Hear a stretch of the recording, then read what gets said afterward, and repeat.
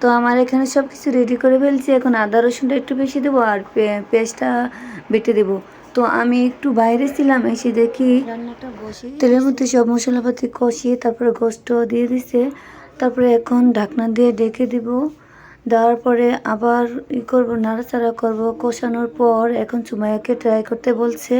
তো এভাবে বাচ্চাদেরকে আপনারাও অনেক উৎসাহ দিবেন, রান্না বান্না করে খাওয়াবেন। সবসময় যে মায়েরা খাওয়াবে এমন তো কোনো কথা নেই, বাবারাও মাঝে মাঝে রান্না করতে হয় আর বাচ্চাদেরকে খাওয়াতে হয়। তো আমরা সবাই এভাবে মাঝে মাঝে রান্না করে সবাই সবাইকে খাওয়াই, অনেক আনন্দ হয়, এভাবে খুশিও হয় বাচ্চারা।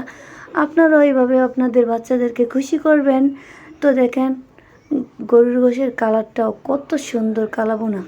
তো এখন অলমোস্ট রান্নাটা হয়েই গেছে, আমরা এখন সবাই খাবো। তো কেমন হয়েছে রান্না, কালারটাও কেমন হয়েছে সবাই বলবেন। দেখেন কত সুন্দর, তাই না? মাশাল্লাহ।